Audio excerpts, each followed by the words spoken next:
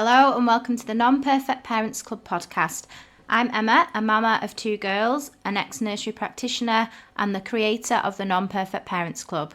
The Non-Perfect Parents Club is all about support, honesty, truths, acknowledging that none of us can be perfect parents because it's impossible, and basically just speaking the unspoken. The only rule here is no judgment allowed. I love hearing people's stories. I love finding out about other parents, their family dynamics, their values and how they tick. So that is what this podcast is going to be. Some great honest conversations about parenting, hopefully delving into some nitty-gritty thoughts and feelings that will make us all laugh, cry and sigh a big sigh of relief.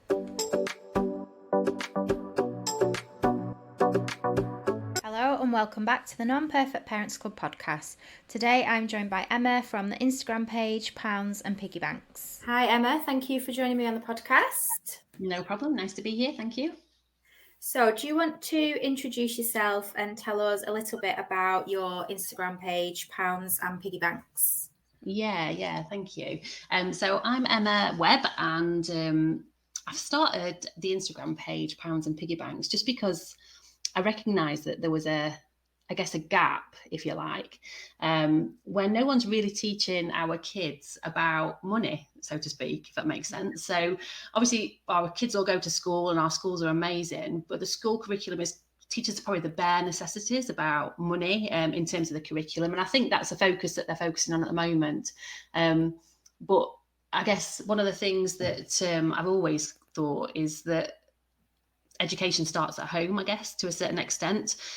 So there is a responsibility on us to teach our kids about money.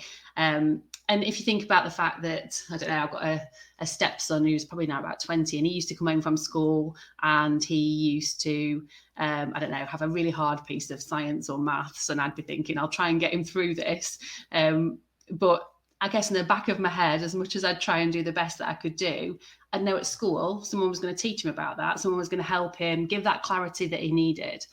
With money, there's nobody really to do that. So there's a really basic education at school where there's certain things that need to be covered on the curriculum. But actually, for our kids to, I guess, thrive and do well in the future and get by in a way that we want them to be comfortable, they need to understand the financial system that we live in, the world that we live in, that is kind of ran by money to a certain extent. So having that knowledge and really understanding what money is, why it's there, and when we have it, what we can do with it to keep it safe, to make it work for us, to put us in a situation where we can achieve what we want to achieve, that's so important. And that's kind of down to us as parents, which is really quite scary when I thought about it in the context of my children. So my daughter's now 7 and she's now at that age where I need to start to teach her about that. I think in some research that I saw recently, actually, it talks about money habits being formed as early as 7 years old. So actually, she could have the habits already now that are going to sort of serve her for a lifetime. So hopefully not too late for us to do something about that.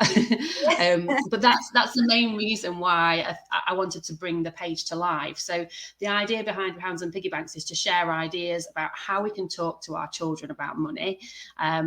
And it's really hard because as parents, we didn't have that education either. I don't know about you, but I don't remember money being on the curriculum at school when I was at school. It's kind of down to what our parents taught us. And I think with money and with anything to do with finances, it depends what your experience is. If you have to buy a house, you get to understand what a mortgage is.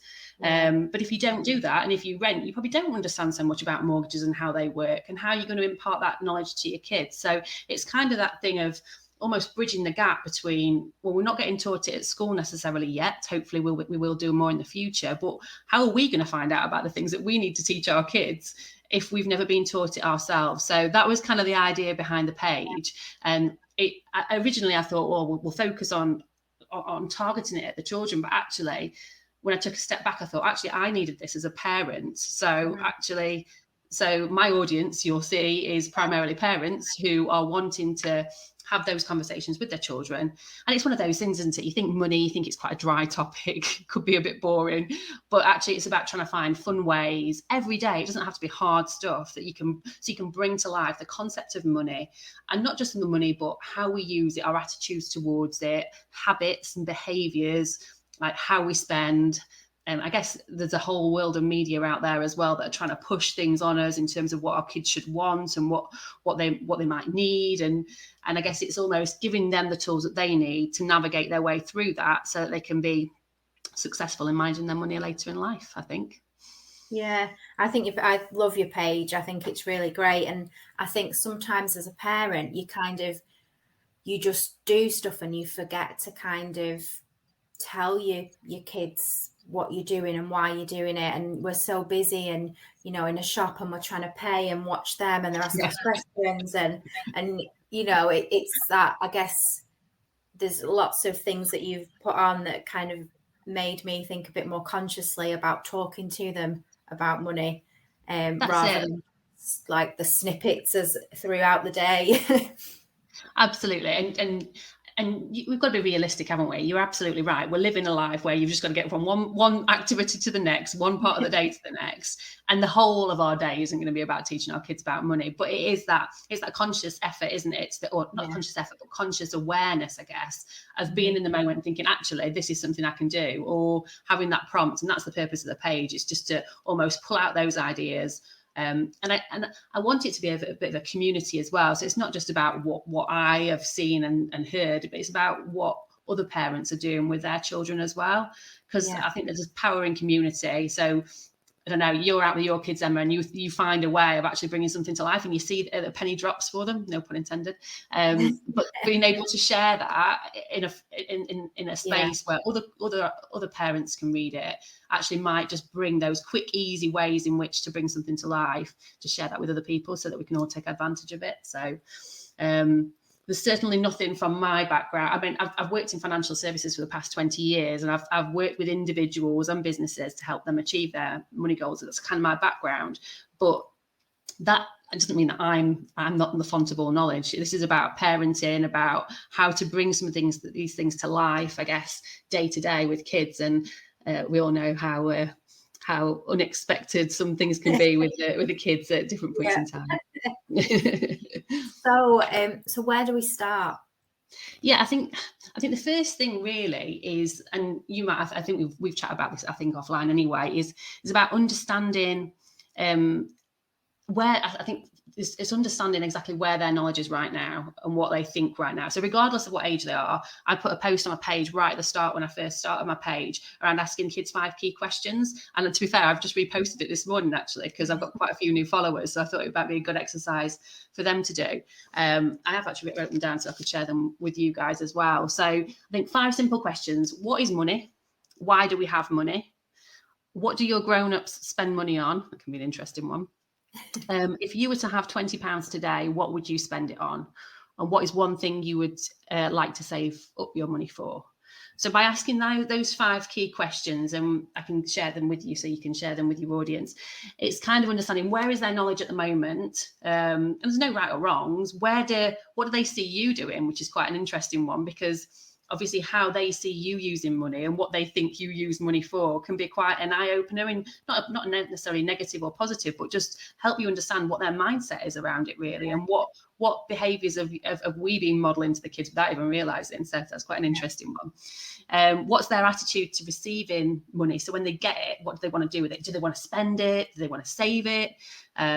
What's their thought process? And there's no right or wrong, because they need to be able to do both, but it's about understanding where they are, where their heads are, because then that can start to give you a feel for things that you might want to focus in on when you're doing some work with them around this.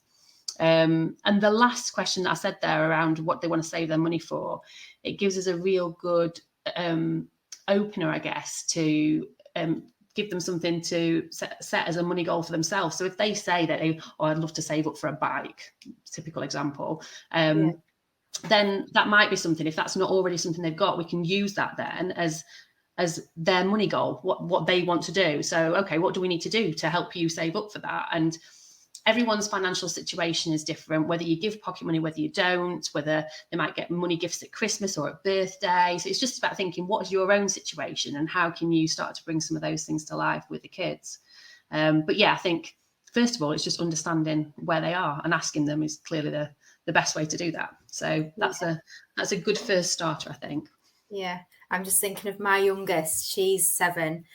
So my eldest is 12. She's she's a saver. She's really careful with her money. She thinks about every purchase.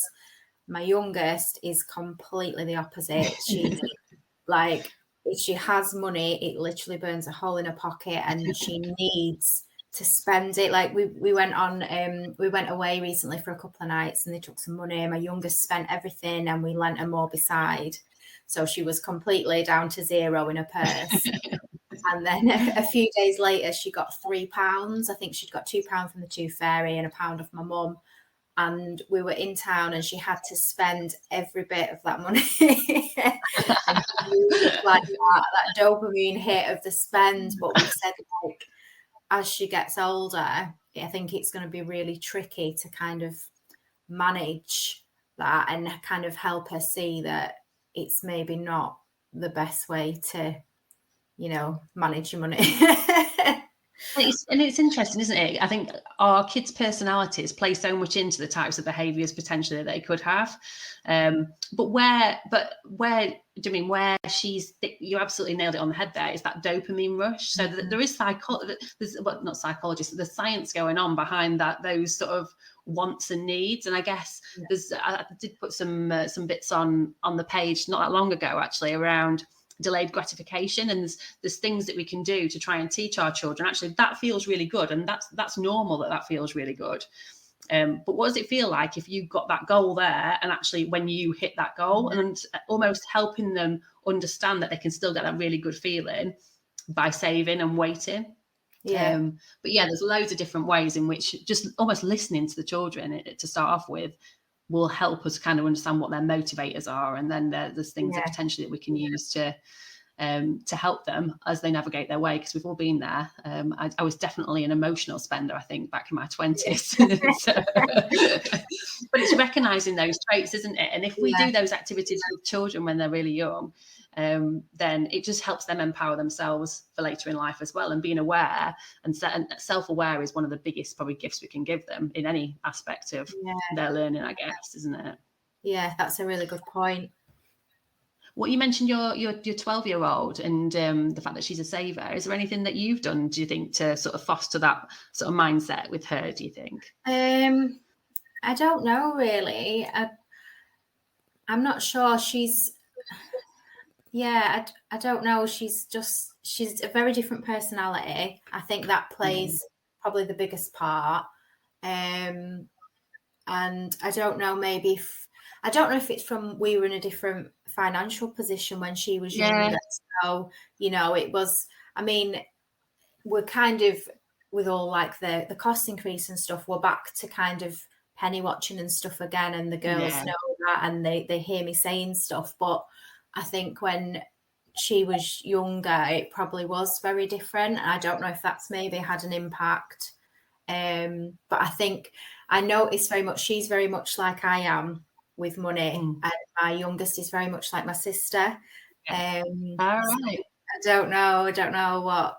Yeah, I think a lot of it is probably personality, but there's obviously bound to be some other influence there and it's like we were saying, like sometimes you do stuff and it's not even consciously, you don't realize you're doing it or saying it, and they pick up on everything, don't they? Oh, absolutely. So there's probably aspects there that I've not even realized that I've said or done that they've kind of picked up on, maybe. And I think that's sorry, go on. Absolutely. Sorry, I didn't mean to interrupt you. That's exactly one of the different things that I've got to focus on when I'm focusing on sharing sort of these hints and tips, because it's not just all about the facts. Quite a lot of it is also about mindset and about what you've seen as you're growing up, and how you sort of forge your own mindset. So that's why one of those questions is around sort of how they see money, how they see their parents using money, that sort of thing, because it's quite interesting how different things can influence different people's opinions. And it's the same for us as when we think about back to when we were young and our own money mindsets, I guess. As well. That was one of my my next questions, actually, because you've done like is it 4 money mindset myths post, which was really good. So I was going to ask you to tell us a little bit about money mindset and also why it's important to talk positively about money. Yeah, and I think it was probably later in my sort of journey with money that this became clear to me. So I think one of the things you hear all these sort of sayings, don't you, that you perhaps brought up with, and it depends. Money doesn't grow on trees. Money is the root of all evil. Do you know what I mean? Some of these are quite extreme. Yes. I can't remember all the other ones off the top of my head. You're testing me now, but I think the premise is, I guess, that all these little things over time add up and help and almost create a perception around money in our minds. And that's kind of the same as what's happening with our children. So the way that we're talking about money in front of them can make a real difference without us even realizing. And that's not something to sort of praise, give ourselves a pat on the back about, or beat ourselves up about. It's just life, isn't it? You mentioned before the cost of living crisis. We're all talking more and more about, how can we save money? How can we not spend as much, and the different ways in which we can focus on the money saving side of things.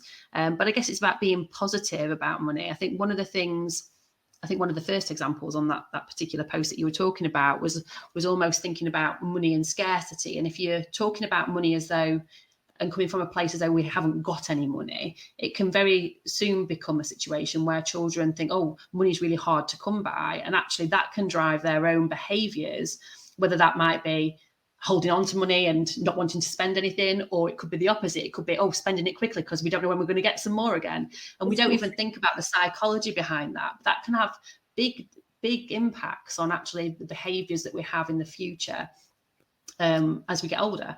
And if, I don't know, if you self-reflect on your own sort of things that your parents said to you when you were kids, you can start to see some of that coming through. Because I can see that probably in my own sort of background when money was scarce and that sort of thing. So it's interesting. I guess you mentioned before about talking positively about money. I guess it's that whole thing of, yes, might be saving money, but we're saving money because we want to do this positive thing with money. Money enables us to make those choices, to go on that holiday, to buy that nice gift or whatever that might be. So actually just reframing some of the conversations that we have can be really helpful in terms of talking positively about money, as opposed to talking about it as perhaps a scarcity or something that's more negative. And that's kind of what was at the thought process there. I still have to check myself on that, because it's so easy. You just talk about it in the way you talk about it, don't you? And you hear about it in the media in a negative way as well, don't you? So naturally, that is the tone of conversation. But it's an interesting one to try and flip.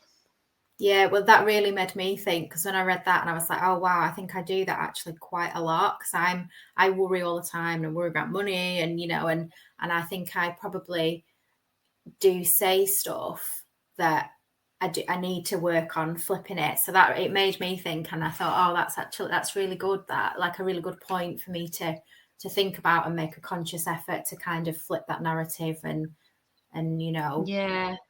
I think we're all in that situation. It's easy to apply that to probably things outside of money as well, isn't it? It's just one of those things about reframing things positively can have a positive impact on both you and those people around you as well. So one for me as well to focus on. Yeah. So what would you kind of, I'm just thinking, like, as well, obviously there's cost of living crisis and that, and there will be a lot of parents probably that listen that are in a financial situation where they struggle to make ends meet on a regular basis. And what would you kind of say to them in terms of kind of them? Do you understand what I'm not wording this very well? So for them to kind of show their children, obviously money's tight, it's not there. What would they say or do in front of their children to kind of promote the positive money mindset? Yeah, no, I totally get where you're coming from, and that is something that's on my mind when I'm sort of sharing information with my audience as well, because that's probably a key concern for a lot of people at the moment. I think the first thing to think about from a personal perspective to anybody who's in those situations is the fact that actually financial success, whether that be of you or your kids, isn't dependent on how much money you've got. It's about how you manage the money that you've got. And I think that's where the opportunity is for us to talk to our kids. It's about how we manage the money we've got. It doesn't matter how much we've got of it. So I think starting off and to be fair, this regardless of what your financial circumstances are, the principle is still the same. I think it's just having family conversations. And I think historically as a family, I don't know about you, but people don't tend to talk about as a family about their money as a family, do they? They don't talk about parents look after the money, kids play. Yeah. Everything's happy. And there are times when those arenas kind of meet, I guess. But more often than not, that's not a conversation. And actually, even if it's something as simple as, okay, as a family, we really love to do this. And this could be, do you mean something that costs £10? It could be something that costs more than that. It doesn't matter the value of that. It could be a day out where you take a picnic. It could be something like, I don't know, where you go to, I don't know, the Sea Life Centre or whatever as a family, something you want to save up for together, and actually almost having a plan as a family to try and achieve that savings objective. So it could be something as simple as that. And you could flex these ideas and activities based on what you can and can't afford and based on your own financial situation. Because I think that's something that we shouldn't worry about or feel shame about. Everybody's journey is totally different. There's no two people who are in exactly the same financial situation. And our financial situations change as we go through life ourselves. So as you've got kids in your family unit, there'll be times when money is scarcer and there'll be times when you're feeling more comfortable, and that is normal. Do you know what I mean? That's just a cycle that everybody goes through. And I guess it's just being consistent about bringing the kids into those conversations, whatever those conversations are. We don't want to make them worry. So we probably wouldn't talk where we're worrying about money, but actually, this is what we want to do, kids. How are we going to achieve it? Or if we can't go on that family holiday, this is what we're going to do instead. Let's plan some days out together.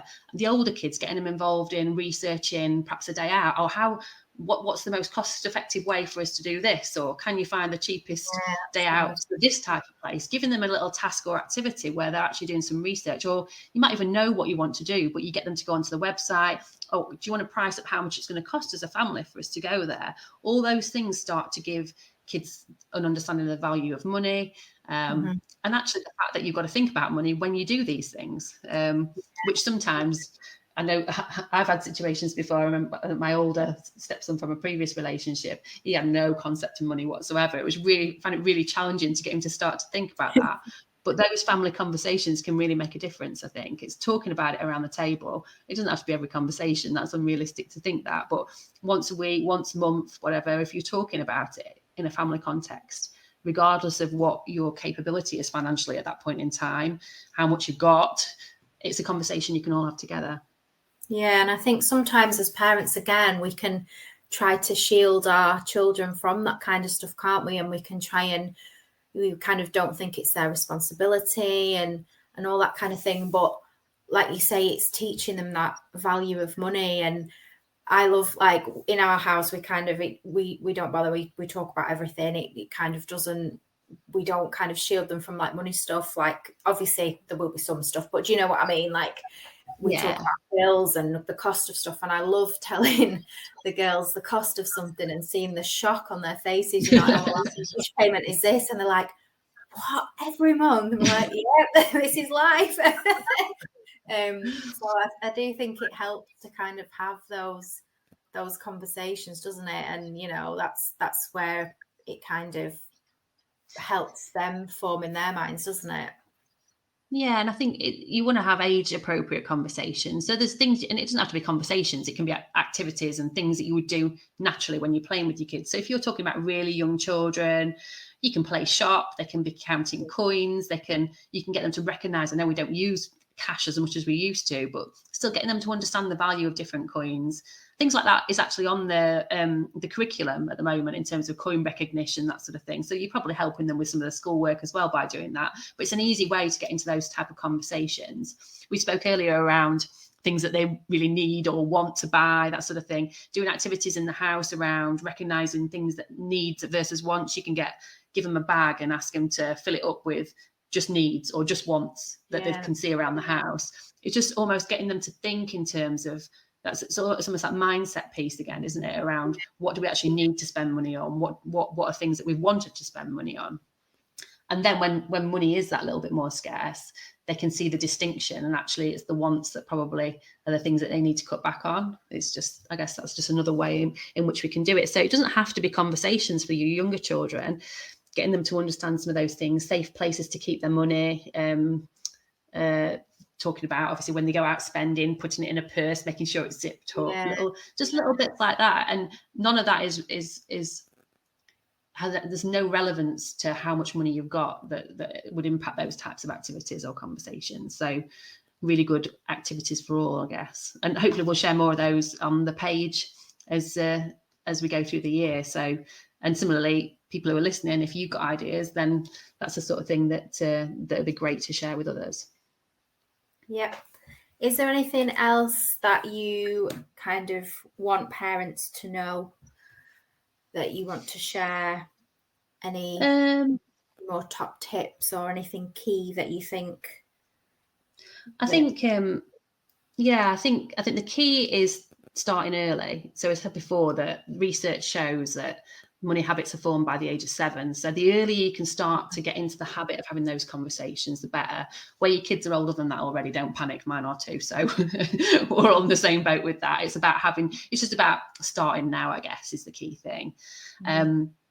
And I guess the other thing I'd probably want to say is we spoke right at the start probably around the fact that if we want to teach our kids, it's hard to teach your kids when you don't know the stuff yourself, is don't be ashamed don't feel ashamed or bad or guilty if you don't know about something. Actually, if you don't know about something, it's a great opportunity to upskill yourself as well, because you'll probably find that actually you can put yourself in a better situation money wise if there's gaps in your own knowledge that you can fill. So hopefully we can do some of that on the page, but there's loads of great resources out there as well. And what I will do is I'll share some of the resources with you, so you can perhaps share them with your audience, Emma, if that's okay.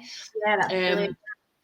But it's almost thinking about, there's 4 key areas that we try to cover on the page. So it's understanding the financial system and financial products. So if you've not retired, you won't know necessarily much about pensions unless you've done a lot of research into it yourself. So little things like that, you might think, I don't need to teach my kid about a pension, but actually having that mindset and them understanding it early means when it's time to look at it, they're doing that early enough to make a difference in their own life. So I guess the thing around that is financial products. If you're unsure about certain things, if you've not invested, if you've not done that, then getting some advice around those things from a regulated financial advisor is really probably useful. You don't have to do anything with it yet, but there's lots of resources out there on the internet as well. Just be careful, because some people out there on the internet aren't financial advisors. I'm not a financial advisor, so you want to make sure you go to a regulated financial advisor if you're wanting to invest and things like that. But yeah, understanding more yourself is probably one of the key things, I would say. And don't worry if you don't know everything. We can't all know everything, because we've not been educated in that way. So that's probably the first thing. The other bits are, I focus on financial habits, so behaviours, modelling positive behaviour. That's something we can do as parents. Financial strategy, so that sounds like really high level, but actually with your kids, that's just about planning. It's them having a goal and having a way to get there.